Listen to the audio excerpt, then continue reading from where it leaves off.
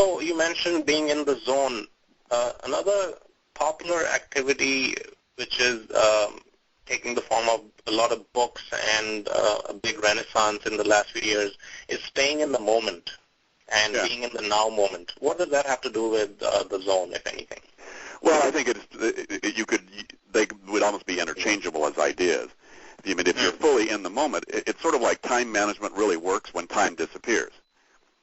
Well, It's like, wow, where'd the morning go? Wow, that's usually a highly productive state, at least self-assessed. So, maybe your boss looked at you and said, well, you were doing the wrong thing, but at least as far as you were concerned, if time disappears, when you're in that state, there is no sense of overwhelm. There's no distinction between work and play. It's all you're just on.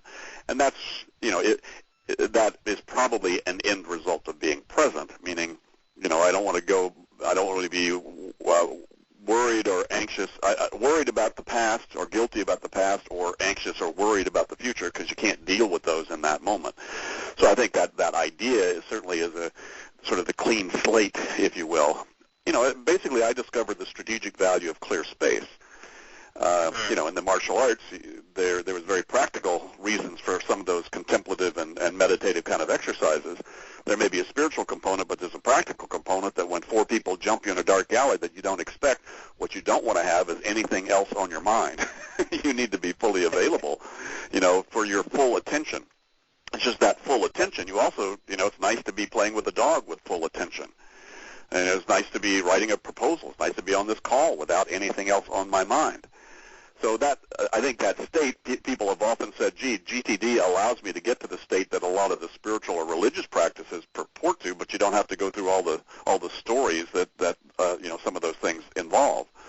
You just go straight to that experience. Yes. I read an article of yours a couple of days ago. It was called Play of the Day, and you talk about engaging in the game. Can you talk about that a little bit?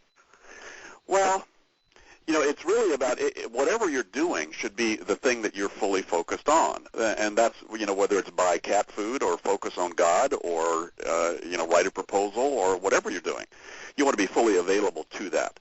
So that's why, in a way, GTD doesn't make a distinction in terms of, in other words, I'm equally respectful and irreverent of everything.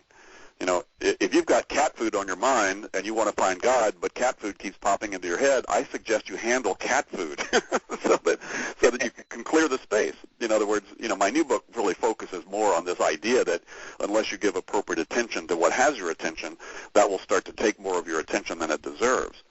So you don't have to go very far to find out what do I need to do to get into my zone. Well, find out what's in your mind right now. How come it's there? And there's usually a reason it's there, and the reason it's there for the most part is because people essentially have some commitment that you haven't gotten really clear about what exactly it means to you or what exactly you're going to do about it, or you haven't parked the results of that thinking in some trusted place aside from your psyche. And that's why it's bugging you. So the truth is that and by the way, something on your mind because you want it to be on your mind. There's a very big difference between placing your attention on something. Like right now I want to think about this relationship, or right now I want to think about my next vacation. That's absolutely what your mind is for. I just say don't have the thought more than once. The truth is that what most people have on their mind are just the reflection and the feedback for them that there's stuff that's not on cruise control. So start to notice what's not on cruise control, because there are a lot of very strategic and important things that are not on your mind because you trust that they are on cruise control. So then start to then notice, okay, well, what's not? Well, just all you have to do is look inside your head. Go, what's going on? What do you have attention on right now? And so you don't have to go very far to start to make incredibly rapid progress on implementing this methodology.